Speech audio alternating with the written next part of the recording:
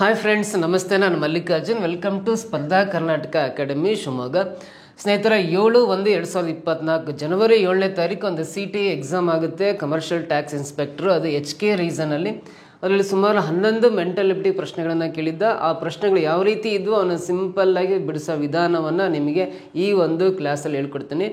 ಅದಕ್ಕಿಂತ ಬಿಫೋರ್ ಆಗಿ ಸ್ನೇಹಿತರ, ಬೀಟ್ ಫಾರೆಸ್ಟರ್ ಎಕ್ಸಾಮಿಗೆ ಸಂಬಂಧಪಟ್ಟಂತೆ ಸ್ಪರ್ಧಾ ಕರ್ನಾಟಕ ಅಕಾಡೆಮಿ ಶಿವಮೊಗ್ಗದಲ್ಲಿ ಸ್ಪೆಷಲ್ ಆಗಿ ಆಫ್ಲೈನ್ ಮತ್ತು ಆನ್ಲೈನ್ ತರಬೇತಿ ಸ್ಟಾರ್ಟ್ ಆಗಿದೆ. ಸೊ ಹೆಚ್ಚಿನ ಮಾಹಿತಿ ಬೇಕಂದರೆ ಇಲ್ಲಿ ಕಾಣಿಸ್ತಕ್ಕಂಥ ಮೊಬೈಲ್ ನಂಬರ್ಗೆ ಕರೆ ಮಾಡಿ, ಅಥವಾ ನಿಮ್ಮ ಸಿಬ್ಲಿಂಗ್ಸು ಫ್ರೆಂಡ್ಸ್ ಗ್ರೂಪಲ್ಲಿ ಯಾರಾದರೂ ಬೀಟ್ ಫಾರೆಸ್ಟರ್ ಎಕ್ಸಾಮ್ ಅಪ್ಲಿಕೇಶನ್ ಹಾಕಿದರೆ ಅವ್ರಿಗೆ ಈ ಮಾಹಿತಿಯನ್ನು ತಲುಪಿಸ್ರಿ ಅಂತ ಹೇಳ್ತಾ, ಸ್ಪರ್ಧಾ ಕರ್ನಾಟಕ ಅಕಾಡೆಮಿ ಶಿವಮೊಗ್ಗ ಯೂಟ್ಯೂಬ್ ಚಾನಲ್ಗೆ ನೀವಿನ್ನೂ ಸಬ್ಸ್ಕ್ರೈಬ್ ಆಗಿಲ್ಲ ಅಂದರೆ ಸಬ್ಸ್ಕ್ರೈಬ್ ಆಗಿ, ಪಕ್ಕದಲ್ಲಿ ಬರೋ ಬೆಲ್ ಐಕನ್ ಪ್ರೆಸ್ ಮಾಡಿ ನೋಟಿಫೈ ಆಗಿರಿ ಅಂತ ಹೇಳ್ತಾ ಮೊದಲನೇ ಪ್ರಶ್ನೆಗೆ ಹೋಗೋಣ. ಯಾವ ರೀತಿ ಇತ್ತು ಅಂದರೆ, ಇಲ್ಲಿ ನೋಡ್ರಿ, ಸಿಂಪಲ್ ಇಂಟ್ರೆಸ್ಟಿಗೆ ಸಂಬಂಧಪಟ್ಟಂತೆ, ಸರಳ ಬಡ್ಡಿಗೆ ಸಂಬಂಧಪಟ್ಟಂತೆ ಪ್ರಶ್ನೆ ಕೇಳಿದನು.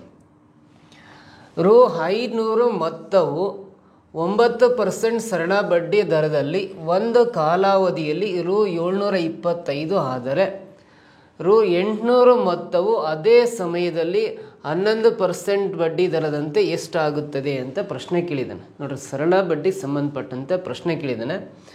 ಅಂದರೆ 500 ರೂಪಾಯಿ ಸಾಲ ತಗೊಂಡಿದ್ದೀವಿ, 9% ಅಂತೆ ಬಡ್ಡಿ ದರದಂತೆ, ಅದು ಎಷ್ಟೋ ವರ್ಷದಲ್ಲಿ 725 ಆಗುತ್ತೆ ಅಂತ ಹೇಳಿದ್ದೇನೆ. ನಾವು ಸಾಲ ತಗೊಂಡಿರೋದು 500 ರುಪೀಸು, 9% ರೇಟ್ ಆಫ್ ಇಂಟ್ರೆಸ್ಟ್ ಅಂತೆ, ಅದು 725 ಆಗುತ್ತೆ ಎಷ್ಟೋ ವರ್ಷ ಆದಮೇಲೆ.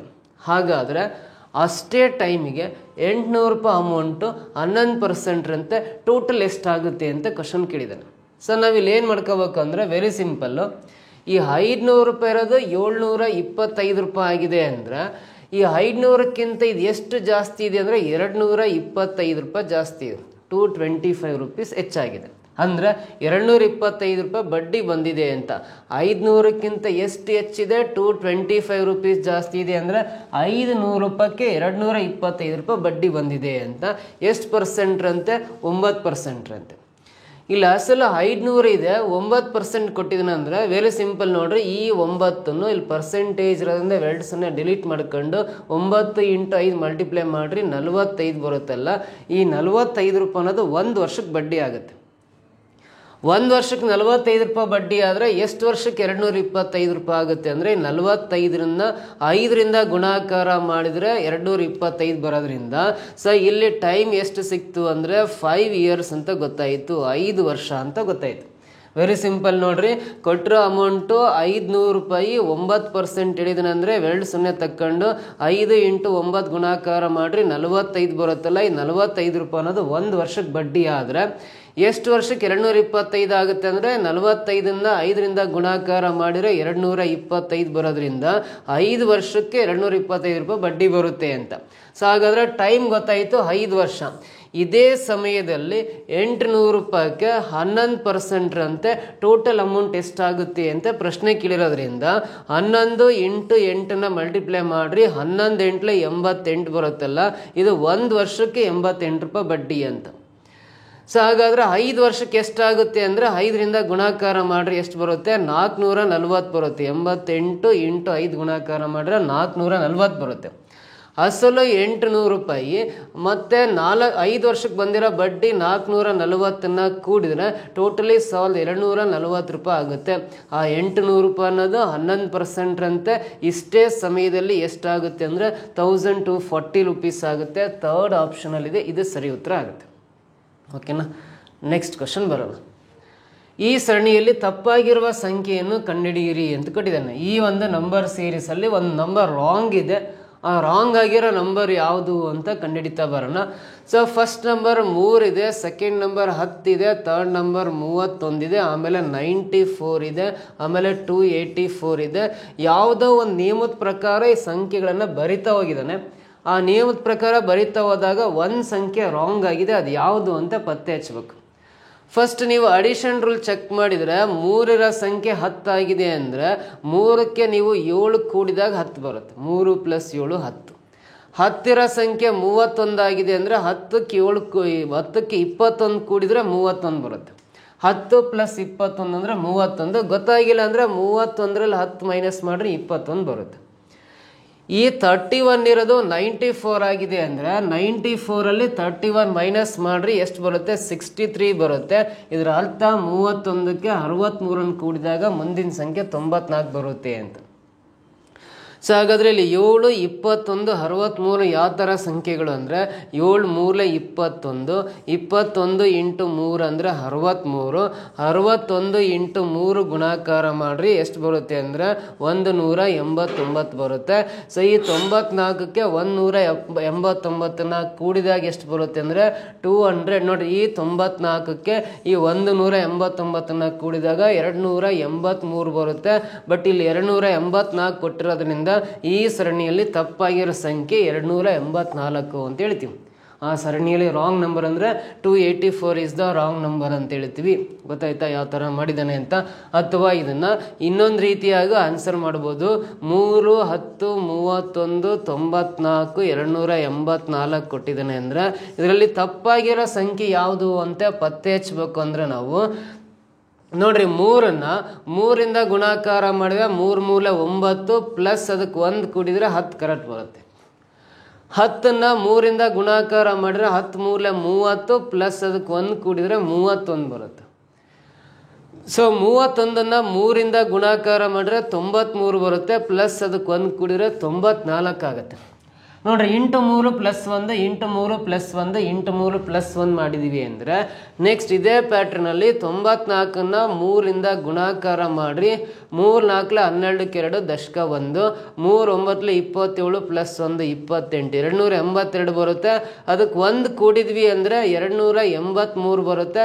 ಬಟ್ ಇಲ್ಲಿ 284 ಕೊಟ್ಟಿರೋದ್ರಿಂದ ಈ ಸರಣಿಯಲ್ಲಿ ತಪ್ಪಾಗಿರೋ ಸಂಖ್ಯೆ ಅದೇ 284 ಅಂತ ಈ ಮೆಥಡಲ್ಲೂ ಕೂಡ ನಾವು ಆನ್ಸರ್ ಮಾಡ್ಬೋದು. ಗೊತ್ತಾಯ್ತಾ? ಇಲ್ಲಿ ತಪ್ಪಾಗಿರೋ ಸಂಖ್ಯೆ ಅಂದರೆ 284 ಆಗಿರುತ್ತೆ. ನೆಕ್ಸ್ಟ್ ಮುಂದಿನ ಕ್ವಶನ್ ಬರೋಣ. 3 ವರ್ಷಗಳ ಅಂತರದಲ್ಲಿ ಜನಿಸಿದ 5 ಮಕ್ಕಳ ಒಟ್ಟು ವಯಸ್ಸು 50 ವರ್ಷಗಳು ಅಂತಿದೆ. ನೋಡ್ರಿ, 3 ವರ್ಷಗಳ ಅಂತರದಲ್ಲಿ ಜನಿಸಿದ 5 ಮಕ್ಕಳ ಒಟ್ಟು ವಯಸ್ಸು 50 ವರ್ಷಗಳು ಆಗಿದ್ದಾಗ ಅತಿ ಕಿರಿಯ ಮಗುವಿನ ವಯಸ್ಸೆಷ್ಟು ಅಂತ ಪ್ರಶ್ನೆ ಕೇಳಿದ್ದಾನೆ. ನೋಡ್ರಿ, 3 ವರ್ಷಕ್ಕೆ ಒಂದೊಂದು ಮಗು ಜನಿಸ್ಕೊಂತ ಹೋದರೆ ಟೋಟಲ್ 5 ಮಕ್ಕಳ ವಯಸ್ಸುಗಳನ್ನು ಕೂಡಿದರೆ 50 ವರ್ಷ ಅಂತ ಕೊಟ್ಟಿದ್ದಾನೆ. ಪ್ರತಿ 3 ವರ್ಷಕ್ಕೆ ಒಂದೊಂದು ಮಗು ಜನಿಸ್ತಾ ಹೋದರೆ ಆ 5 ಮಕ್ಕಳ ಒಟ್ಟು ವಯಸ್ಸನ್ನು ಕೂಡಿದಾಗ 50 ವರ್ಷ ಬರ್ತಾ ಇದೆ ಅಂದರೆ ಅದರಲ್ಲಿ ಅತಿ ಚಿಕ್ಕ ಮಗು ಅಂದರೆ ಕಿರಿಯ ಮಗುವಿನ ಯಂಗೆಸ್ಟ್ ಚೈಲ್ಡ್ನ ವಯಸ್ಸೆಷ್ಟು ಅಂತ ಕ್ವಶನ್ ಕೇಳಿದ್ದಾನೆ. ಏನು ಕೇಳಿದ್ದಾನೆ ಅಂತ ಅರ್ಥ ಆಯ್ತಲ್ಲ? ನೋಡಿ, ಇದನ್ನು ಆನ್ಸರ್ ಮಾಡೋ ಸಿಂಪಲ್ ವಿಧಾನ ಅಂದರೆ 5 ಮಕ್ಕಳ ಒಟ್ಟು ವಯಸ್ಸು 50 ವರ್ಷ ಇದೆ ಅಂದರೆ ಈ 50ನ್ನ 5 ಜನ ಮಕ್ಕಳ ಒಟ್ಟು ವಯಸ್ಸಾಗಿರೋದ್ರಿಂದ 5ರಿಂದ ಭಾಗಿಸ್ಬೇಕು. 5 ಅಂದರೆ 5 ಹತ್ತಲೇ 50 ಕ್ಯಾನ್ಸಲ್ ಆಗುತ್ತೆ ಅಲ್ಲ, 10 ಬರುತ್ತೆ. ಸೊ ಈ 10 ಅನ್ನೋದು ಏನು ಅಂದರೆ ಈ 10 ಅನ್ನೋದೇನೆಂದರೆ ಈ 5 ಜನ ಮಕ್ಕಳಿದ್ದಾರೆ ಅಂದರೆ ಅದರ ಮಧ್ಯದ ಮಗುವಿನ ವಯಸ್ಸು 10 ವರ್ಷ ಅಂತ ಅರ್ಥ. 5 ಮಕ್ಕಳ ಒಟ್ಟು ವಯಸ್ಸು 50 ವರ್ಷವನ್ನು 5ರಿಂದ ಭಾಗಿಸಿದಾಗ 10 ಬರುತ್ತೆ ಅಂದರೆ ಈ 10 ಅನ್ನೋದು ಈ ಮಧ್ಯದ ಮಗುವಿನ ವಯಸ್ಸು 10 ವರ್ಷ ಆಗಿರುತ್ತೆ. ಈ ಮಧ್ಯದ ಮಗುವಿಗೆ 10 ವರ್ಷ ಆಗಿದೆ ಅಂದರೆ ನೆಕ್ಸ್ಟ್ ಮಗುವಿಗೆ ಎಷ್ಟಾಗಿರುತ್ತೆ? 13 ವರ್ಷ ಆಗಿರುತ್ತೆ. ಯಾಕಂದ್ರೆ 3 ವರ್ಷಕ್ಕೆ ಒಂದೊಂದು ಮಗು ಜನಿಸಿದೆ ಅಂತ ಪ್ರಶ್ನೆಯಲ್ಲಿ ಕೊಟ್ಟಿದ್ದಾನೆ. ನೆಕ್ಸ್ಟ್ ಮಗುವಿನ ವಯಸ್ಸು 13ಕ್ಕೆ 3 ಕೂಡ್ರಿ 16 ವರ್ಷ ಆಗಿರುತ್ತೆ. ಇವನಿಗಿಂತ ಚಿಕ್ಕನ ವಯಸ್ಸು 10ರಲ್ಲಿ 3 ಮೈನಸ್ ಮಾಡಿದ್ರೆ 7 ಆಗುತ್ತೆ.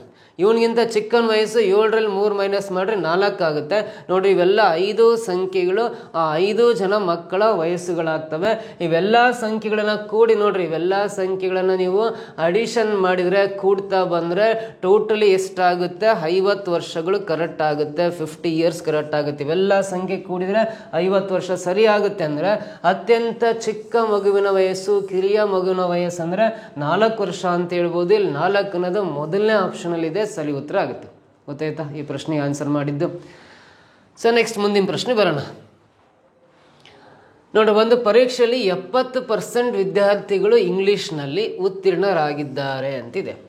ಒಂದು ಪರೀಕ್ಷೆಯಲ್ಲಿ 70% ವಿದ್ಯಾರ್ಥಿಗಳು ಇಂಗ್ಲೀಷ್ನಲ್ಲಿ ಉತ್ತೀರ್ಣ ಆಗಿದ್ದಾರೆ ಅಂದರೆ ಸೊ ಹಾಗಾದರೆ ಇಂಗ್ಲೀಷಲ್ಲಿ ಫೇಲ್ ಆಗಿರೋರು ಎಷ್ಟು ಅಂದರೆ 70% ಇಂಗ್ಲೀಷಲ್ಲಿ ಪಾಸ್ ಆಗಿದ್ದಾರೆ ಅಂದರೆ ಇನ್ನು 30% ಇಂಗ್ಲೀಷಲ್ಲಿ ಫೇಲ್ ಆಗಿದ್ದಾರೆ ಅಂತ ಅರ್ಥ. ನೋಡ್ರಿ, ಇಲ್ಲಿ ಪಾಸ್ ಆಗಿರೋ ಕೊಟ್ಟಿದ್ದಾನೆ ಪ್ರಶ್ನೆಯಲ್ಲಿ.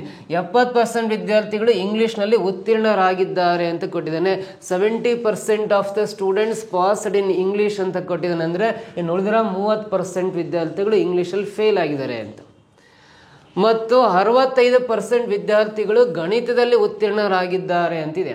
ಗಣಿತದಲ್ಲಿ 65% ಪಾಸ್ ಆಗಿದ್ದಾರೆ ಅಂದರೆ ಅದೇ ಗಣಿತದಲ್ಲಿ ಮ್ಯಾಥ್ಸಲ್ಲಿ ಫೇಲ್ ಆದರ ಸಂಖ್ಯೆ 35% ಅಂತ.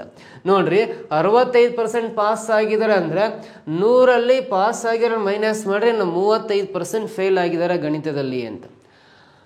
ಹಾಗೂ 25% ವಿದ್ಯಾರ್ಥಿಗಳು ಎರಡೂ ವಿಷಯಗಳಲ್ಲಿ ಅನುತ್ತೀರ್ಣರಾಗಿದ್ದಾರೆ ಅಂದ್ರೆ ಸೊ ಇಂಗ್ಲೀಷು ಮತ್ತು ಮ್ಯಾಥ್ಸ್ ಎರಡೂ ಸಬ್ಜೆಕ್ಟಲ್ಲಿ ಫೇಲ್ ಆಗಿರೋರು 25% ಅಂತ ಹೇಳಿದ್ದಾನೆ. ಅದನ್ನ ಹಾಗೆ ಡೈರೆಕ್ಟ್ ಬರೀತೀನಿ, ಯಾಕಂದ್ರೆ ಅನುತ್ತೀರ್ಣರಾಗಿದ್ದಾರೆ ಅಂತ ಕೊಟ್ಟಿದ್ದಾನಲ್ಲ, ಸೊ ಅದು ಫೇಲ್ಡ್ ಕ್ಯಾಂಡಿಡೇಟ್ಸ್ ಪರ್ಸೆಂಟೇಜ್ ಹಾಗೆ ಬರೀಬೇಕು. ನೋಡಿ, ಈ 3 ನಂಬರ್ಸ್ ಫೇಲ್ ಆಗಿರೋ ಸ್ಟೂಡೆಂಟ್ಸ್ನ ಪರ್ಸೆಂಟೇಜು. ಸೊ ಇಂಗ್ಲೀಷಲ್ಲಿ 70% ಪಾಸ್ ಆಗಿದ್ದಾರೆ ಅಂದರೆ 30% ಫೇಲ್ ಆಗಿದ್ದಾರೆ ಅಂತ. ಮ್ಯಾಥ್ಸಲ್ಲಿ 65% ಪಾಸ್ ಆಗಿದ್ದಾರೆ ಅಂದರೆ 35% ಫೇಲ್ ಆಗಿದ್ದಾರೆ ಅಂತ.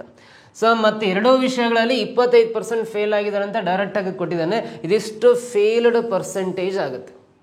ಸೊ ಇದಿಷ್ಟು ಗೊತ್ತಾದ್ಮೇಲೆ ಇದನ್ನು ವೆನ್ ಡಯಾಗ್ರಾಮ್ ಥ್ರೂ ನಿಮಗೆ ಹೇಳಿದ್ರೆ ಕ್ಲಾರಿಟಿ ಸಿಗುತ್ತೆ. ನೋಡ್ರಿ, ವೆನ್ ಡಯಾಗ್ರಾಮ್ ಮೂಲಕ ಹೇಳಿಕೊಟ್ರೆ ನಿಮಗೆ ಕ್ಲಾರಿಟಿ ಸಿಗುತ್ತೆ. ಸೊ ಒಂದು ಸರ್ಕಲ್ ಇಂಗ್ಲೀಷು, ಮತ್ತೊಂದು ಸರ್ಕಲ್ ಮ್ಯಾಥ್ಸ್ ಬರೀತೀನಿ. ಫಸ್ಟ್ ಇವೆರಡೂ ಇಂಟರ್ಸೆಕ್ಟ್ ಆಗಿರೋ ಜಾಗ ಇದೆಯಲ್ಲ, ಛೇದಿಸಿರೋ ಜಾಗ, ಇಲ್ಲಿ ಎರಡೂ ಸಬ್ಜೆಕ್ಟಲ್ಲಿ ಫೇಲ್ ಆಗಿರೋ ಪರ್ಸೆಂಟೇಜ್ ಇದೆಯಲ್ಲ 25%, ಅದನ್ನು ಬರೀಬೇಕು 25%. ಓಕೆನಾ? ಆಮೇಲೆ ಇಂಗ್ಲೀಷಲ್ಲಿ ಫೇಲ್ ಆಗಿರೋ 30% ಇದೆಯಲ್ಲ, ಟೋಟಲಿ ಇಂಗ್ಲೀಷ್ ಸರ್ಕಲಲ್ಲಿ ಬರೋ ಎಲ್ಲ ಸಂಖ್ಯೆ ಸೇರಿ 30% ಆಗಬೇಕು. ಯಾಕಂದ್ರೆ ನಾನು ಆಗ್ತಾ ಇದರಲ್ಲಿ ಫೇಲ್ಡ್ ಸ್ಟೂಡೆಂಟ್ಸ್ ವೆನ್ ಡಯಾಗ್ರಾಮ್ ಇದು. ಸೊ ಹಾಗಾದ್ರೆ ಇಂಗ್ಲೀಷಲ್ಲಿ ಫೇಲ್ ಆಗಿರೋದು ಟೋಟಲಿ 30% ಅಲ್ಲ, ಆಲ್ರೆಡಿ 25% ಏನು ಕಾಣಿಸ್ತಾ ಇದೆ ಅಂದರೆ 5% ಮಾತ್ರ ಬರ್ಕೋಬೇಕು. ಮ್ಯಾಥ್ಸಲ್ಲಿ ಫೇಲ್ ಆಗಿರೋ ಟೋಟಲಿ 35%, ಆಲ್ರೆಡಿ ಇಲ್ಲಿ 25% ಈ ಸರ್ಕಲ್ ಒಳಗೆ ಕಾಣಿಸುತ್ತೆ ಅಂದರೆ 10% ಮಾತ್ರ ಬರೀಬೇಕು. ಇವೆಲ್ಲ ಸಂಖ್ಯೆ ಕೂಡ 5 + 25 30 + 10 ಅಂದರೆ 40. ಟೋಟಲಿ ಫೇಲ್ ಆಗಿರೋ 40% ಅಂದರೆ ಇನ್ನು ಪಾಸ್ ಆಗಿರೋ ಪರ್ಸೆಂಟೇಜು 60% ಆಗುತ್ತೆ. ಯಾಕಂದರೆ 40% ಫೇಲ್ ಆಗಿದ್ದಾರೆ, ಈ 3 ಸಂಖ್ಯೆ ಕೂಡಿದ್ರೆ 40 ಬರುತ್ತಲ್ಲ, ಟೋಟಲಿ 40% ಫೇಲ್ ಆಗಿದ್ದಾರೆ ಅಂದರೆ 100ರಲ್ಲಿ 40 ಮೈನಸ್ ಮಾಡಿರಿ 60% ಪಾಸ್ ಆಗಿದ್ದಾರೆ ಅಂತ. ಆಮೇಲೆ ಕೊಟ್ಟಿದ್ದಾನೆ ಒಟ್ಟು 250 ವಿದ್ಯಾರ್ಥಿಗಳು ಪರೀಕ್ಷೆಯಲ್ಲಿ ಉತ್ತೀರ್ಣರಾಗಿದ್ದಾರೆ ಅಂತ ಕೊಟ್ಟಿದ್ದಾನೆ. ಅಂದರೆ 60% ಪಾಸ್ ಆಗಿದ್ದಾರೆ ಅಂತ ಆಗುತ್ತೆ. 60%ಗೆ 250 ಜನ ಪಾಸ್ ಆಗಿದ್ದಾರೆ ಅಂದರೆ 100ಕ್ಕೆ ಎಷ್ಟು ಅಂತ ಕಂಡುಹಿಡಿದ್ರೆ ಸೊ ಪರೀಕ್ಷೆ ಕುಳಿತ ವಿದ್ಯಾರ್ಥಿಗಳ ಸಂಖ್ಯೆ ಎಷ್ಟು ಅಂತ ಸಿಗುತ್ತೆ. ನೋಡ್ರಿ, 23ಲೆ 60, 25ಲೆ 100 ಕ್ಯಾನ್ಸಲ್ ಆಗುತ್ತೆ. 3ರಿಂದ ಇದಾಗಲಿ ಕ್ಯಾನ್ಸಲ್ ಆಗಲ್ಲ. 250 × 5 ಅಂದರೆ 1250 ಬರುತ್ತೆ. ಡಿವೈಡ್ ಬೈ 3 ಕೆಳಗೆ ಬರೀತೀನಿ. 3 4ಲೆ 12 ಕ್ಯಾನ್ಸಲ್, 3 1ಲೆ 3, 2 0 ಬರೀತೀನಿ. 3 6ಲೆ 18, ಸೈನ್ 2 ಉಳಿತೆ 4 16.66 ಸಮಥಿಂಗ್ ಬರುತ್ತೆ. ವಿದ್ಯಾರ್ಥಿಗಳ ಸಂಖ್ಯೆ ಯಾವಾಗಲೂ ಪಾಯಿಂಟ್ ಸಮಥಿಂಗಲ್ಲಿ ಬರೆಯಲ್ಲ, ನಿಯರೆಸ್ಟ್ ನಂಬರು 417 ಇದೆಯಲ್ಲ. ಪರೀಕ್ಷೆಗೆ ಉಳಿತ ವಿದ್ಯಾರ್ಥಿಗಳ ಸಂಖ್ಯೆ 417 ಅಂತ ಹೇಳ್ಬೋದು. ಸೆಕೆಂಡ್ ಆಪ್ಷನ್ ಇದಕ್ಕೆ ಸರಿ ಉತ್ತರ ಆಗುತ್ತೆ. ಗೊತ್ತಾಯ್ತಾ? ಸೊ ನೆಕ್ಸ್ಟ್ ಮುಂದಿನ ಪ್ರಶ್ನೆ ಬರೋಣ ಏನಿದೆ ಅಂತ. ಈ ಸರಣಿಯಲ್ಲಿ ನೀಡಲಾದ ಪರ್ಯಾಯದಿಂದ ತೋರಿಸಿರುವಂಥ ಕಾಣೆಯಾದುದನ್ನು ಆರಿಸಿ. Choose the missing term as shown by question mark out of the given alternates from the series. ಇಲ್ಲೊಂದು ಲೆಟರ್ ಸೀರೀಸ್ ಕೊಟ್ಟಿದ್ದಾನೆ. ಈ ಲೆಟರ್ ಸೀರೀಸಲ್ಲಿ ಇಲ್ಲೊಂದು ಕ್ವಶನ್ ಮಾರ್ಕ್ ಪ್ಲೇಸಲ್ಲಿ ಯಾವ ಗ್ರೂಪ್ ಆಫ್ ಲೆಟರ್ಸ್ ಬರ್ತವೆ ಅಂತ ಕಂಡುಹಿಡಿಬೇಕು. ಕ್ವಶನ್ ಮಾರ್ಕ್ ಪ್ಲೇಸಲ್ಲಿ ಬರ್ತಕ್ಕಂಥ ನಂಬರ್ಸ್ ಕಂಡುಹಿಡಿತಾ ಬರೋದಾದರೆ ನೋಡ್ರಿ, ಅಕ್ಷರಗಳನ್ನ ಕಂಡುಹಿಡಿತಾ ಬರೋದಾದರೆ ಈ ಮೊದಲನೇದ ಅಕ್ಷರ ಬಿ ಇದೆ, ಇಲ್ಲಿ ಎಫ್ ಇದೆ, ಇಲ್ಲಿ ಮೊದಲನೇ ಅಕ್ಷರ ಜೆ ಇದೆ, ಇಲ್ಲಿ ಮೊದಲನೇ ಅಕ್ಷರ ಎನ್ ಇದೆ. ಅಂದರೆ ಪ್ರತಿಯೊಂದು ಪದಗಳಲ್ಲಿ ಮೊದಲನೇ ಅಕ್ಷರಗಳನ್ನ ನೋಡ್ತಾ ಹೋಗ್ಬೇಕು. ಬಿ ಅಕ್ಷರಕ್ಕೆ ಎಫ್ ಅಕ್ಷರ ಬರ್ತಾನೆ ಅಂದರೆ ಬಿ ಅಕ್ಷರದಿಂದ ಎಫ್ ಅಕ್ಷರಕ್ಕೆ ಆಲ್ಫಾಬೆಟ್ಟಲ್ಲಿ ಮಧ್ಯದಲ್ಲಿ 3 ಅಕ್ಷರ ಗ್ಯಾಪ್ ಇದೆ. ಬಿನಿಂದ ಮುಂದಕ್ಕಿರೋದ್ರಿಂದ +3 ಬರೀತಾನೆ. ಪ್ಲಸ್ ಅಂದರೆ ಬಿನಿಂದ ಮುಂದಕ್ಕೆ 3 ಅಕ್ಷರ ಗ್ಯಾಪ್ ಕೊಟ್ಟು ಎಫ್ ಇದೆ ಅಂತ. ಎಫ್ ಅಕ್ಷರಕ್ಕೆ ಇಲ್ಲಿ ಜೆ ಬರ್ತಾನೆ ಅಂದರೆ ಈ ಎಫ್ ಅಕ್ಷರದಿಂದ ಜೆ ಅಕ್ಷರಕ್ಕೆ ನೋಡ್ರಿ ಮಧ್ಯದಲ್ಲಿ 3 ಅಕ್ಷರ ಗ್ಯಾಪ್ ಇದೆ ಎಫ್ ಇಂದ ಜೆಗೆ, ಹಾಗೆ +3 ಬರೀತೀನಿ. ಜೇನಿಂದ ಎನ್ ಅಕ್ಷರಕ್ಕೆ ಮತ್ತೆ ಮಧ್ಯದಲ್ಲಿ 3 ಅಕ್ಷರ ಗ್ಯಾಪ್ ಇದೆ, ಹಾಗಾಗಿ +3 ಬರೀತಾನೆ. ಸೊ ಎನ್ ಅಕ್ಷರದಿಂದ ಮುಂದಕ್ಕೆ ಮತ್ತೆ 3 ಅಕ್ಷರ ಗ್ಯಾಪ್ ಕೊಟ್ಟು ಬರೋದ್ರೆ ಯಾವ್ದು ಬರುತ್ತೆ? 6 ಅಕ್ಷರ ಬರುತ್ತೆ. ಸೊ ಹಾಗಾಗಿ ನಮಗೆ ಬೇಕಾಗಿರೋ ಆನ್ಸರಲ್ಲಿ ಮೊದಲನೇ ಅಕ್ಷರ 6 ಇದೆ. ಮೊದಲನೇ ಅಕ್ಷರ 6 ಅನ್ನೋದು ಸೆಕೆಂಡ್ ಆಪ್ಷನು, ಥರ್ಡ್ ಒನ್ ಇಲ್ಲಿರೋದ್ರಿಂದ ಫಸ್ಟು 4th ರಾಂಗ್ ಅಂತ ಹೇಳ್ಬಿಡ್ಬೋದು. ಇವಾಗ ಎಲ್ಲದರಲ್ಲೂ 2ನೇ ಅಕ್ಷರ ನೋಡ್ತಾ ಬನ್ನಿ. ಎಕ್ಸ್ ಅಕ್ಷರಕ್ಕೆ ಇಲ್ಲಿ ವಿ ಬರ್ದನಂದರೆ ಆಲ್ಫಾಬೆಟ್ಟಲ್ಲಿ ಎಕ್ಸಿಂದ ಬ್ಯಾಕ್ವರ್ಡ್ ಡೈರೆಕ್ಷನಲ್ಲಿ 1 ಅಕ್ಷರ ಗ್ಯಾಪ್ ಕೊಟ್ಟು ವಿ ಇದೆ. ಸೊ ಬ್ಯಾಕ್ವರ್ಡ್ ಡೈರೆಕ್ಷನ್ ಎಲ್ಲ -1 ಬರಿತೀನಿ. ವಿನಿಂದ ಟಿ ಅಕ್ಷರ ಬರ್ತಾನೆ ಅಂದರೆ ಸೊ ನೋಡ್ರಿ ವಿನಿಂದ ಬ್ಯಾಕ್ವರ್ಡ್ ಡೈರೆಕ್ಷನಲ್ಲಿ ಒಂದು ಅಕ್ಷರ ಗ್ಯಾಪ್ ಕೊಟ್ಟು ಟಿ ಇದೆ, ಹಾಗಾಗಿ -1 ಬರಿತೀನಿ. ಟಿ ಅಕ್ಷರದಿಂದ ಎರಡನೇ ಅಕ್ಷರ ಆರ್ ಇದೆ ಅಂದರೆ ನೋಡ್ರಿ ಟಿನಿಂದ ಬ್ಯಾಕ್ವರ್ಡ್ ಡೈರೆಕ್ಷನಲ್ಲಿ ಒಂದು ಅಕ್ಷರ ಗ್ಯಾಪ್ ಕೊಟ್ಟು ಆರ್ ಬರ್ತಾನೆ ಅಂದರೆ -1 ಬರಿತೀನಿ. ಇದೇ ಪ್ಯಾಟರ್ನ್ ಪ್ರಕಾರ ಆರಿಂದ ಹಿಂದಕ್ಕೆ ಒಂದು ಅಕ್ಷರ ಗ್ಯಾಪ್ ಕೊಟ್ಟು ಬರೆದ್ವಿ ಅಂದರೆ ಯಾವ್ದು ಬರುತ್ತೆ? ಪಿ ಬರುತ್ತೆ. ಇಲ್ಲಿ ಪಿ ಬರೀತಾ ಅದನ್ನ -1 ಅಕ್ಷರ ಬಿಟ್ಟು ಆರ್ ಪಿ ಇಂದ ಸ್ಟಾರ್ಟ್ ಆಗಿರೋ ಆಪ್ಷನ್ ಸೆಕೆಂಡ್ ಒನ್ ಮಾತ್ರ. ಇಲ್ಲಿ ಯಾಕಂದ್ರೆ RX ಇದೆ ಅಂದರೆ ಥರ್ಡ್ ಒನ್ ರಾಂಗು. ಇದಕ್ಕೆ ಸರಿ ಉತ್ತರ ಸೆಕೆಂಡ್ ಆಪ್ಷನ್ ಅಂತಲೇ ಹೇಳ್ಬೋದು. ಮೂರನೇ ಅಕ್ಷರ ಚೆಕ್ ಮಾಡೋ ಅವಶ್ಯಕತೆ ಇಲ್ಲ. ಓಕೆನಾ? ಮುಂದಿನ ಪ್ರಶ್ನೆ ಬರೋಣ. ಸೊ ಇಲ್ಲಿ ನೋಡ್ರಿ ಒಂದು ಫಜಲ್ ಟೆಸ್ಟ್ ಕೊಟ್ಟಿದ್ದಾನೆ. 5 ವ್ಯಕ್ತಿಗಳಲ್ಲಿ ಪ್ರತಿಯೊಬ್ಬರು ಅಂದರೆ 5 ಜನ ಹೆಸರು ಕೊಟ್ಟಿದ್ದಾನೆ. ಆರ್ನವ್, ಖುಷಿ, ಅಂಜಲಿ, ಪಾಯಲ್ ಮತ್ತು ಆಕಾಶ್ ಅಂತ 5 ಜನದ ಹೆಸರಿದೆ. ಅವರು 5 ವಿಭಿನ್ನ ವಿಷಯಗಳಲ್ಲಿ ಒಂದನ್ನು ಕುರಿತು ಮಾತನಾಡಬೇಕು. 5 ಜನ ವ್ಯಕ್ತಿಗಳು ಒಂದೊಂದು ವಿಷಯಕ್ಕೆ ಸಂಬಂಧಪಟ್ಟಂತೆ ಸ್ಪೀಚ್ ಭಾಷಣ ಮಾಡ್ತಾ ಹೋಗ್ಬೇಕು. ಅದು ಒಂದು ವ್ಯಾಪಾರ ನೀತಿಗಳು ಅಂತಿದೆ, ಇನ್ನೊಂದು ರಾಜಕೀಯ ಅಂತ ಇದೆ, ಇನ್ನೊಂದು ವ್ಯಾಪಾರ ನೀತಿ ಶಾಸ್ತ್ರ ಅಂತ ಇದೆ, ಆಮೇಲೆ ಸ್ಟಾರ್ಟಪ್ ಅಂತ ಇದೆ, ಸ್ಟಾರ್ಟಪ್ ಆರ್ಥಿಕತೆ ಅಂತಿದೆ, ಮತ್ತು ಫಿನ್ಟೆಕ್ ಅಂತಿದೆ. 5 ವಿಷಯಗಳಿದ್ದಾವೆ. ಯಾವ್ಯಾವ ಅಂದರೆ ಒಂದು ವ್ಯಾಪಾರ ನೀತಿ, ರಾಜಕೀಯ, ವ್ಯಾಪಾರ ನೀತಿ ಶಾಸ್ತ್ರ, ಸ್ಟಾರ್ಟಪ್ ಆರ್ಥಿಕತೆ ಮತ್ತು ಫಿನ್ಟೆಕ್ ಅಂತ ಇದೆ. ಆಮೇಲೆ ಇವು ಆರ್ಡರ್ ವೈಸ್ ಮಾತಾಡಲ್ಲ ಅಂತ ಕೊಟ್ಟಿದ್ದಾನೆ. ಒಂದೇ ಕ್ರಮದಲ್ಲಿ ಇರಬೇಕಾದ ಅಗತ್ಯವಿಲ್ಲ, ಈ ಕೆಳಗಿನ ನಿರ್ಬಂಧಗಳಿಗೆ ಅನುಗುಣವಾಗಿ ಈ ಕಂಡೀಷನ್ ಪ್ರಕಾರ ಅವ್ರು ಮಾತಾಡಬೇಕು ಅಂತೇಳಿದ್ದೇನೆ. ಸೊ ಈ ಕಂಡೀಷನ್ ಯೂಸ್ ಮಾಡ್ಕೊಂಡು ಯಾರು ಯಾವ ಭಾಷಣವನ್ನು ಯಾರು ಫಸ್ಟು ಯಾರು ಸೆಕೆಂಡ್ ಮಾತಾಡ್ತಾರೆ ಅಂತ ಒಂದು ಟೇಬಲ್ ರೆಡಿ ಮಾಡ್ಕೊಂಡ್ವಿ ಈ ವಿಷಯಕ್ಕೆ. ಅಂದರೆ ಇದಕ್ಕೆ ಸಂಬಂಧಪಟ್ಟಂತೆ 2 ಪ್ರಶ್ನೆಗಳಿದ್ದಾವೆ, ಅವಕ್ಕೆ ಆನ್ಸರ್ ಮಾಡ್ತಾ ಹೋಗ್ಬೋದು. ಸೊ ನೆಕ್ಸ್ಟ್ ಸ್ಲೈಡಲ್ಲಿ ಹೇಳ್ಕೊಡ್ತೀನಿ ನೋಡ್ರಿ. ಇಲ್ಲಿ 5 ವ್ಯಕ್ತಿಗಳಲ್ಲಿ ಪ್ರತಿಯೊಬ್ಬರು ಆರ್ನವ್, ಖುಷಿ, ಅಂಜಲಿ, ಪಾಯಲ್ ಮತ್ತು ಆಕಾಶ್ ಅವರು 5 ವಿಭಿನ್ನ ವಿಷಯಗಳಲ್ಲಿ ಒಂದನ್ನು ಕುರಿತು ಮಾತನಾಡಬೇಕು. ಅದು ವ್ಯಾಪಾರ ನೀತಿಗಳು, ರಾಜಕೀಯ, ವ್ಯಾಪಾರ ನೀತಿ ಶಾಸ್ತ್ರ, ಸ್ಟಾರ್ಟಪ್ ಆರ್ಥಿಕತೆ ಮತ್ತು ಫಿನ್ಟೆಕ್ ಅಂತ. ಒಂದೇ ಕ್ರಮದಲ್ಲಿ ಇರಬೇಕಾದ ಅಗತ್ಯವಿಲ್ಲ, ಈ ಕೆಳಗಿನ ನಿರ್ಬಂಧಗಳಿಗೆ ಅನುಗುಣವಾಗಿ ವ್ಯಾಪಾರ ನೀತಿಗಳ ಕುರಿತು ಭಾಷಣದ ನಂತರ ನೋಡ್ರಿ. ಸೊ ಈ ನಿರ್ಬಂಧಗಳಿಗೆ ಯೂಸ್ ಮಾಡ್ಕೊಂಡು ಇವು 5 ಪಾಯಿಂಟ್ಸ್ ಇವಲ್ಲ, ಇವ್ನು ಯೂಸ್ ಮಾಡ್ಕೊಂಡು ನೋಡ್ರಿ. ನಾನು ಫಸ್ಟು, ಸೆಕೆಂಡು, ಥರ್ಡು, ಆಮೇಲೆ ಫೋರ್ತು, ಫಿಫ್ತು 5 ಸ್ಪೀಚ್ ಇದಾವಲ್ಲ, ಯಾರ್ಯಾರು ಯಾವ ಮಾತಾಡ್ತಾರೆ ಅಂತ ನೋಡ್ತೀನಿ. ವ್ಯಾಪಾರ ನೀತಿಗಳ ಕುರಿತು ಭಾಷಣದ ನಂತರ ಪಾಯಲ್ ಮಾತನಾಡುವ 2ನೇಯವರಾಗಿದ್ದಾರೆ ಅಂತ. ವ್ಯಾಪಾರ ನೀತಿಗಳು ಯಾರು ಮಾತಾಡ್ತಾರೋ ಅವರಾದ್ಮೇಲೆ 2ನೇ ಪ್ಲೇಸಲ್ಲಿ ಅವರಿಂದ ಅವರಾಗಿ ಸೆಕೆಂಡ್ ಪ್ಲೇಸಲ್ಲಿ ಪಾಯಲ್ ಮಾತಾಡ್ತಾರೆ ಅಂತ ಹೇಳಿದ್ದಾನೆ. ಅಂಜಲಿ ಆಕಾಶ್ಗಿಂತ ಮೊದಲು ಮಾತನಾಡಬೇಕು ಅಂತಿದೆ. ಅಂಜಲಿ ಏನಾದ್ರು ಆಕಾಶ್ಗಿಂತ ಫಸ್ಟ್ ಮಾತಾಡಬೇಕು ಅಂತ ಕೊಟ್ಟಿದ್ದಾನೆ. ಆರ್ನವ್ ಅವರ ಭಾಷಣದ ಮೊದಲು ವ್ಯವಹಾರ ಶಾಸ್ತ್ರದ ಭಾಷಣವನ್ನು ಮಾಡಬೇಕು ಅಂತಿದೆ. ಸೊ ನೋಡ್ರಿ, ಆರ್ನವ್ ಅವ್ರಿಗಿಂತ ಮುಂಚೆ ವ್ಯವಹಾರ ಶಾಸ್ತ್ರದ ಅಂತ, ಇಲ್ಲಿ ವ್ಯವಹಾರ ಶಾಸ್ತ್ರ ಅಂದರೆ ವ್ಯಾಪಾರ ನೀತಿ ಶಾಸ್ತ್ರ ಅಂತಿದೆಯಲ್ಲ. ಸೊ ಇದನ್ನು ವ್ಯಾಪಾರ ನೀತಿ ಶಾಸ್ತ್ರ ಅಂತಲೇ ಮಾಡ್ಕೊಳ್ಳೋಣ. ವ್ಯಾಪಾರ ನೀತಿ ಶಾಸ್ತ್ರದ ಭಾಷಣವನ್ನು ಮಾತಾಡಬೇಕು ಅಂತಿದೆ. ಖುಷಿ ಸ್ಟಾರ್ಟಪ್ ಆರ್ಥಿಕತೆ ಬಗ್ಗೆ ಮಾತನಾಡಬೇಕು ಮತ್ತು 4ನೇ ಭಾಷಣ ಫಿನ್ಟೆಕ್ ಆಗಿರಬೇಕು ಅಂತಿದೆ ನೋಡ್ರಿ. ಸೊ ಈ ಕೀ ಪಾಯಿಂಟ್ ನಾವು ಯೂಸ್ ಮಾಡ್ಕೋಬೇಕು. 4ನೇ ಭಾಷಣ ಫಿನ್ಟೆಕ್ ಆಗಿರಬೇಕು ಅಂತಿದೆಯಲ್ಲ. ಸೊ ಈ 4ನೇ ಭಾಷಣವನ್ನು ನಾನು ಫಿನ್ಟೆಕ್ ಅಂತ ಬರಿತೇನೆ. 4ನೇ ಭಾಷಣ ಫಿನ್ಟೆಕ್ ಆಗಿರಬೇಕು ಅಂತಿರೋದ್ರಿಂದ ಇದನ್ನು ಫಸ್ಟ್ ಬರ್ಕೊಂತೀನಿ. ಬಟ್ ಅದನ್ನ ಯಾರು ಮಾತಾಡ್ತಾರೆ ಅಂತ ಇನ್ನೂ ಹೇಳಿಲ್ಲ. ಸೊ ಅದು ಹಾಗಾಗಿ ಮುಂದ್ಗಡೆ ಗ್ಯಾಪ್ ಇರಲಿ. ವ್ಯವಹಾರ ನೀತಿ ಶಾಸ್ತ್ರ ಅಂದರೆ ವ್ಯಾಪಾರ ನೀತಿ ಶಾಸ್ತ್ರ ಅಂತ ಹೇಳ್ತೀವಿ, ಬಿಸ್ನೆಸ್ ಎಥಿಕ್ಸ್ ಅಂತ.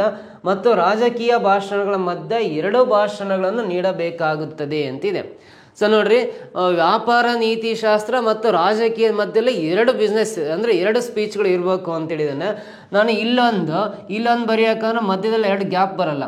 ಅವೆರಡು ಬರಿಬೇಕಂದ್ರೆ ಸೆಕೆಂಡ್ ಪ್ಲೇಸಲ್ಲಿ ಒಂದು, ಫಿಫ್ತ್ ಪ್ಲೇಸಲ್ಲಿ ನೋಡ್ರಿ ಒಂದು ವ್ಯಾಪಾರ ನೀತಿ ಶಾಸ್ತ್ರ ಮತ್ತು ರಾಜಕೀಯ ಇವೆರಡುಗಳನ್ನು ಸೆಕೆಂಡು ಮತ್ತು ಫಿಫ್ತ್ ಪ್ಲೇಸಲ್ಲಿ ಬರ್ಕೊಂಡ್ರೆ ಮಾತ್ರ ಇಲ್ಲಿ 2 ಗ್ಯಾಪ್ ಉಳಿತಾವೆ. ನಮಗೆ ಥರ್ಡು ಪ್ಲೇಸಲ್ಲಿ 2 ಗ್ಯಾಪ್ ಉಳಿತಾವೆ. ಯಾಕಂದರೆ ಇಬ್ಬರು ನಡುವೆ 2 ಭಾಷಣಗಳನ್ನು ಏರ್ಪಡಿಸಿರ್ಬೇಕು ಅಂತ ಇರೋದ್ರಿಂದ ಇಲ್ಲೊಂದು ಸೆಕೆಂಡ್ ಪ್ಲೇಸಲ್ಲಿ ಒಂದು, ಫಿಫ್ತ್ ಪ್ಲೇಸಲ್ಲಿ ಒಂದು ಬರಿಬೇಕು. ಸೊ ನಾನು ಇಲ್ಲಿ ಏನು ಮಾಡ್ತೀನಿ ಅಂದರೆ 5ನೇ ಪ್ಲೇಸಲ್ಲಿ ರಾಜಕೀಯ ಬರಿತಾನೆ, ರಾಜಕೀಯ ಬರ್ಕೊಂಡು. ಸೊ ಸೆಕೆಂಡ್ ಪ್ಲೇಸಲ್ಲಿ ನಾನು ವ್ಯಾಪಾರ ನೀತಿಶಾಸ್ತ್ರ ಬರಿತೀನಿ, ವ್ಯಾಪಾರ ಅಥವಾ ವ್ಯವಹಾರ ನೀತಿಶಾಸ್ತ್ರ ಸೆಕೆಂಡ್ ಪ್ಲೇಸಲ್ಲಿ ಮಾತಾಡಿದ್ದಾರೆ ಅಂತ ಬರೀತಾರೆ ಇದನ್ನು. ಸೊ ನೋಡ್ರಿ, 4ನೇ ಭಾಷಣ ಫಿನ್ಟೆಕ್ ಆಗಿರಬೇಕು ಅಂತ ಹೇಳಿದಾರಲ್ಲ. ಸಾರಿ, ಇಲ್ಲಿ 4ನೇ ಭಾಷಣ ಫಿನ್ಟೆಕ್ ಅಂತ ಹೇಳಿದ್ದಾನೆ. 4ನೇ ಭಾಷಣ ಫಿನ್ಟೆಕ್ ಅಂತ ಹೇಳಿದ್ದಾನೆ. ನಾನು ಅಲ್ಲಿ 3ನೇ ಪ್ಲೇಸಲ್ಲಿ ಬಂದ್ಬಿಟ್ಟೆ, ಅದು ತಪ್ಪಾಗಿಬಿಡುತ್ತೆ. ಸೊ ನೋಡಿರಿ, first, second, third, fourth, fifth ಬರ್ಕೊಂಡು 4ನೇ ಭಾಷಣ ಫಿನ್ಟೆಕ್ ಅಂತ ಹೇಳಿದ್ದಾನೆ. ಇದನ್ನು 4ನೇ ಪ್ಲೇಸಲ್ಲಿ ಫಿನ್ಟೆಕ್ ಅಂತ ಬರ್ಕೊಂಡು ಸೆಕೆಂಡು ಮತ್ತು ಫಿಫ್ತ್ ಪ್ಲೇಸಲ್ಲಿ ಬರೀಬೇಕು. ಫಿಫ್ತ್ ಪ್ಲೇಸಲ್ಲಿ ನಾನು ರಾಜಕೀಯ ಬರ್ಕೊಂಡು, ಫಿಫ್ತ್ ಪ್ಲೇಸಲ್ಲಿ ರಾಜಕೀಯ ಬರ್ಕೊಂಡು, ಸೆಕೆಂಡ್ ಪ್ಲೇಸಲ್ಲಿ ವ್ಯಾಪಾರ ನೀತಿಶಾಸ್ತ್ರ ಬರ್ಕೊಂಡೆ. ಅಂದರೆ ಇವಾಗ ವ್ಯಾಪಾರ ನೀತಿಶಾಸ್ತ್ರ ಮತ್ತು ರಾಜಕೀಯ ನಡುವೆ ಈ 3 ಮತ್ತು 4ನೇ ಪ್ಲೇಸಲ್ಲಿರೋ 2 ಸ್ಪೀಚ್ ಇರಬೇಕು ಅಂತ ಹೇಳಿದ್ದಾನೆ. ಸೊ ಈ ಕಂಡೀಷನ್ ಆಯಿತು. ಆಮೇಲೆ ಈ 4ನೇ ಭಾಷಣ ಫಿನ್ಟೆಕ್ ಬರ್ಕೊಂಡಿದ್ದಾಯ್ತು. ಇವೆರಡು ಯೂಸ್ ಮಾಡ್ಕೊಂಡು ಬರದೆ. ಸೊ ಇನ್ನು 2 ಬಿಸ್ನೆಸ್ ಉಳಿದವು ನಮಗೆ. ಒಂದು ಯಾವುದು ಅಂದರೆ, ಒಂದು ಸ್ಟಾರ್ಟಪ್ ಒಂದು ಉಳ್ಕೊಂಡಿದೆ, ಮತ್ತು ಇನ್ನೊಂದು ವ್ಯಾಪಾರ ನೀತಿ ಅಂತ ಒಂದು ಉಳ್ಕೊಂಡಿದೆ. ವ್ಯಾಪಾರ ನೀತಿ ಮತ್ತು ಸ್ಟಾರ್ಟಪ್ ಉಳ್ಕೊಂಡಿದೆ. ಸೊ ಖುಷಿ ಸ್ಟಾರ್ಟಪ್ ಆರ್ಥಿಕತೆ ಬಗ್ಗೆ ಮಾತನಾಡಬೇಕು ಅಂತ ಕೊಟ್ಟಿದ್ದಾರೆ. ಆರ್ನವ್ ಅವರ ಭಾಷಣದ ಮೊದಲು ವ್ಯವಹಾರ ಶಾಸ್ತ್ರದ ಭಾಷಣವನ್ನು ಮಾಡಬೇಕು ಅಂತ ಇದೆ ಅಂತ ಕೊಟ್ಟಿದ್ದಾನೆ. ಸೊ ಆಮೇಲೆ ವ್ಯಾಪಾರ ನೀತಿಗಳ ಕುರಿತು ಭಾಷಣದ ನಂತರ ಪಾಯಲ್ ಮಾತನಾಡುವ 2ನೇವರಾಗಿದ್ದಾರೆ ಅಂತ ಕೊಟ್ಟಿದ್ದಾರೆ. ವ್ಯಾಪಾರ ನೀತಿಗಳ ಕುರಿತು ಭಾಷಣ ನಂತರ ಪಾಯಲ್ ಮಾತನಾಡುವ 2ನೇವರಾಗಿದ್ದಾರೆ. ಅಂದರೆ ಇಲ್ಲಿ ಫಸ್ಟು ಥರ್ಡ್ ಪ್ಲೇಸ್ ನೋಡಿ, ಫಸ್ಟ್ ಪ್ಲೇಸಲ್ಲಿ ನಾನು ಸ್ಟಾರ್ಟಪ್ ಆರ್ಥಿಕತೆ ಬರಿತಾನೆ, ಸ್ಟಾರ್ಟಪ್ ಬರಿತಾ ಇದೀನಿ. ಸೊ ಆಮೇಲೆ ಥರ್ಡ್ ಪ್ಲೇಸಲ್ಲಿ ಯಾವ್ದು ಬರಿತೀನಿ ಅಂದರೆ ವ್ಯವಹಾರ, ಫಸ್ಟ್ ಒನ್ ಇದೆಯಲ್ಲ ಯಾವುದು, ವ್ಯಾಪಾರ ನೀತಿ ಅಂತ ಇದೆಯಲ್ಲ. ಸೊ ವ್ಯಾಪಾರ ನೀತಿಯನ್ನು ಥರ್ಡ್ ಪ್ಲೇಸಲ್ಲಿ ಬರ್ಕೊಂಡಾದ್ಮೇಲೆ ಸೊ ಇವಾಗ ಇಲ್ಲಿ 5 ಜನರ ಹೆಸರನ್ನು ಬರ್ಕೊಂತ ಹೋಗ್ರಿ, ಇವಾಗ ಮ್ಯಾಚ್ ಆಗುತ್ತೆ ಅನಿಸುತ್ತೆ. ನೋಡ್ರಿ, ಖುಷಿ ಸ್ಟಾರ್ಟಪ್ ಆರ್ಥಿಕತೆ ಬಗ್ಗೆ ಮಾತನಾಡಬೇಕು ಅಂದರೆ ಸ್ಟಾರ್ಟಪ್ ಆರ್ಥಿಕತೆ ಮುಂದೆ ಖುಷಿ ಹೆಸರು ಬರೀಬೇಕು. ಅಂಜಲಿ ಆಕಾಶ್ಗಿಂತ ಮೊದಲು ಮಾತನಾಡಬೇಕು ಅಂತಿದೆ. ಆಮೇಲೆ ವ್ಯಾಪಾರ ನೀತಿಗಳ ಕುರಿತ ಭಾಷಣದ ನಂತರ ಪಾಯಲ್ ಮಾತನಾಡುವ 2ನೇವರಾಗಿದ್ದಾರೆ. ಅಂದರೆ ವ್ಯಾಪಾರ ನೀತಿ ಇದೆಯಲ್ಲ, ಇಲ್ಲಿಂದ ಆದಮೇಲೆ ಪಾಯಲ್ 2ನೇ ಪ್ಲೇಸಲ್ಲಿದ್ದಾರೆ. ಹಾಗಾಗಿ ರಾಜಕೀಯದ ಮುಂದೆ ಪಾಯಲ್ ಬರ್ಕೋಬೇಕಾಗುತ್ತೆ, ರಾಜಕೀಯದ ಮುಂದೆ ಪಾಯಲ್ ಬರ್ಕೋಬೇಕಾಗುತ್ತೆ. ಸೊ ನೆಕ್ಸ್ಟ್, ಅಂಜಲಿ ಆಕಾಶ್ಗಿಂತ ಮೊದಲು ಮಾತನಾಡಬೇಕು ಅಂತ ಕೊಟ್ಟಿದ್ದಾರೆ. ಆರ್ನವ್ ಅವರ ಭಾಷಣದ ಮೊದಲು ವ್ಯವಹಾರ ಶಾಸ್ತ್ರದ ಭಾಷಣವನ್ನು ಮಾಡಬೇಕು. ನೋಡ್ರಿ, ವ್ಯವಹಾರ ನೀತಿಶಾಸ್ತ್ರ ಇದೆಯಲ್ಲ, ಈ ಭಾಷಣವನ್ನು ಮೊದಲು ಆರ್ನವ್ಗಿಂತ ಈ ಮೊದಲು ಏರ್ಪಡಿಸಿರ್ಬೇಕು. ಅಂದರೆ ಆರ್ನವ್ ಇಲ್ಲಿ ಬರ್ಕಂತದ್ದು.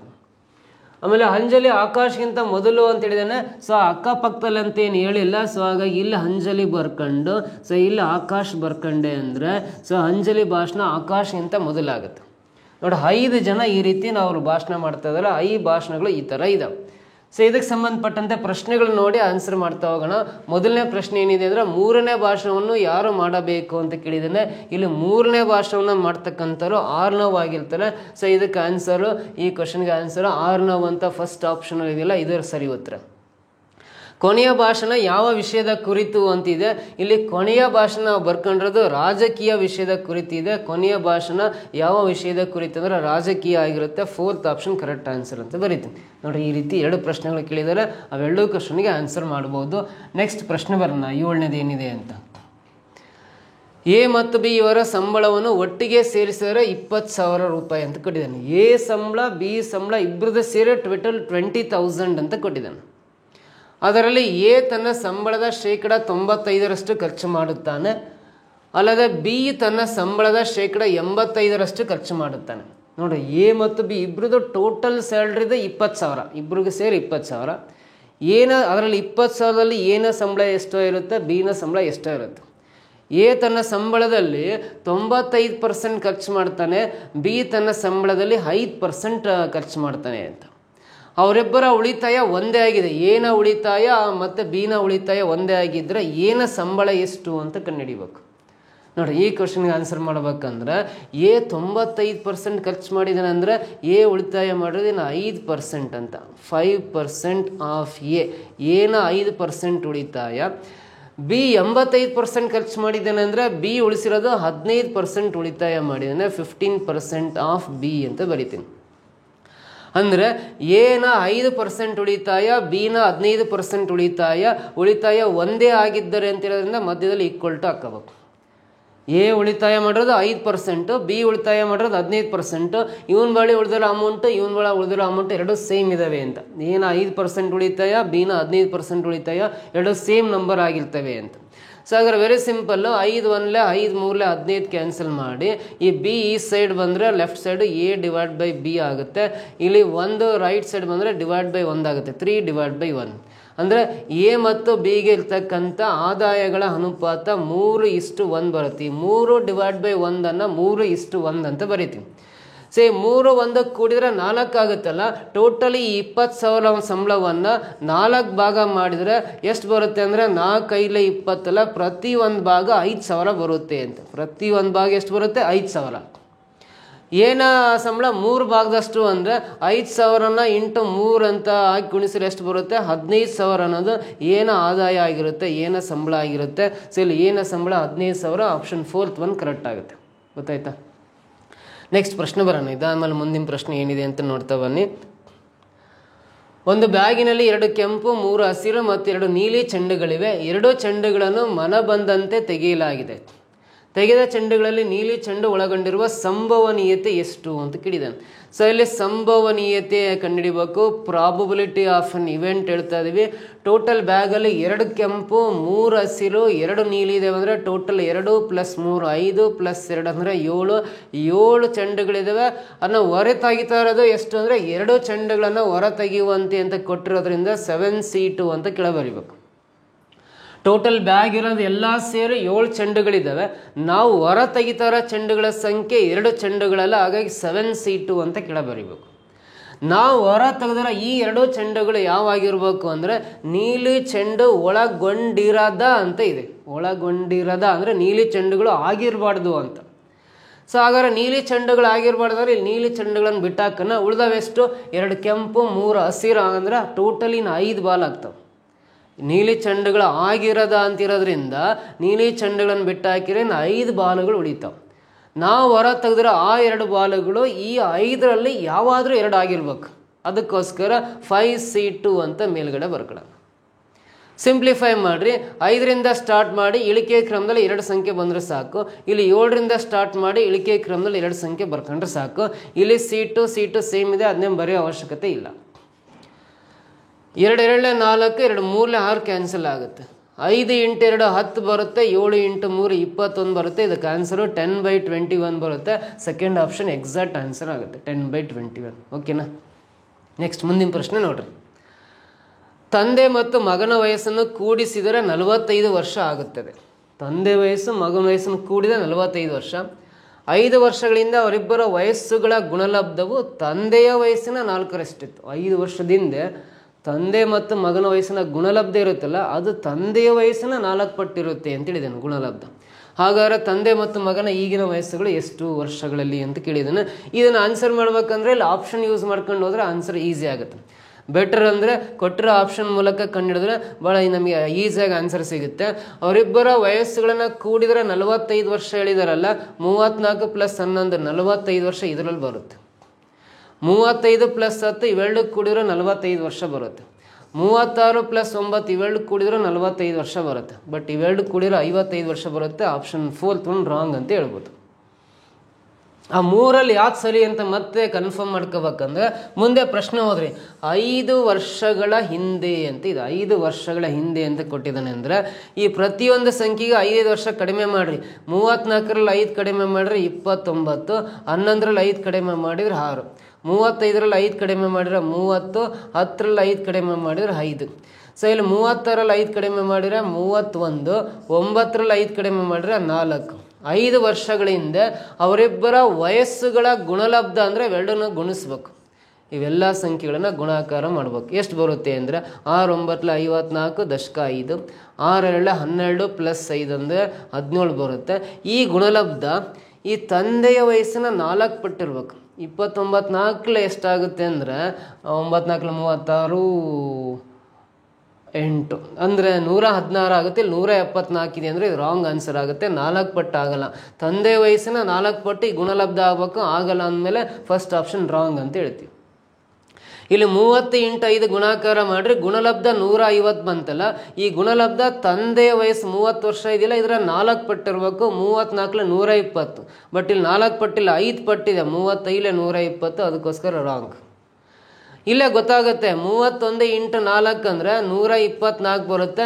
ಇಲ್ಲೇ 4 ಪಟ್ಟಿದೆ ನೋಡ್ರಿ, ತಂದೆ ವಯಸ್ಸಿನ 4 ಪಟ್ಟು ವಯಸ್ಸು ಅಂದರೆ ಅವ್ರ ಗುಣಲಬ್ಧ 124 ವರ್ಷ. ಇಲ್ಲಿ 6 ಪಟ್ಟಿದೆ, ಇದು ರಾಂಗ್. ಇಲ್ಲಿ 5 ಪಟ್ಟಿದೆ ರಾಂಗ್. ಇಲ್ಲಿ 4 ಪಟ್ಟಿದೆ ಅಂದರೆ ಇದೇ ಕರೆಕ್ಟು ಅಂತ ಅರ್ಥ.